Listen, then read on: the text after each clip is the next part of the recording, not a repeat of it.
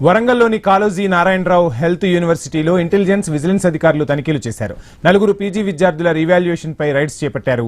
October 7 నుంచి November 1 వరకు జరిగిన పీజీ పరీక్షలో 4 విద్యార్థులు రీవాల్యుయేషన్ చేసుకుని పాస్ అయ్యారని కొంతమంది తోటి విద్యార్థులు ఆరోపించారు.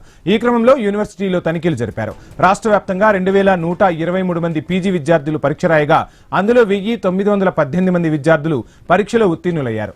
205 మంది విద్యార్థులు ఫెయిల్ అయ్యారు. ఇందులో 155 మంది విద్యార్థులు రీకౌంటింగ్ పెట్టుకోగా అందులో ఎవరూ కూడా ఉత్తీర్ణులు కాలేదు. ఈ నెల 4న పరీక్షా ఫలితాలు విడుదల చేశామని, ఇవి పూర్తిగా ఆన్లైన్ ద్వారానే పరీక్ష నిర్వహణ జరుగుతోందని రిజిస్ట్రార్ నాగార్జున రెడ్డి తెలిపారు. అందులో ఎలాంటి తప్పులు జరిగే అవకాశమే లేదని, అసలు ఏం జరిగిందో విచారణ జరుగుతోందని రిజిస్ట్రార్ చెప్పారు.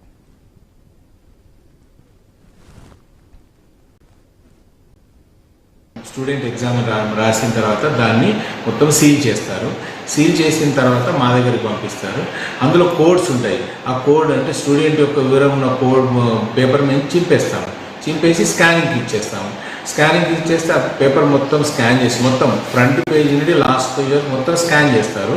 స్కాన్ చేసి ఎవాల్యుయేటర్స్కి పంపిస్తారు. ఎవాల్యుయేటర్ ఎవరికి పంపినాం అనేది కూడా మనకు తెలియదు అందులో. సో వాళ్ళు మార్కులు వేసి మళ్ళీ ఆన్లైన్లోనే మనకు వచ్చేస్తుంది.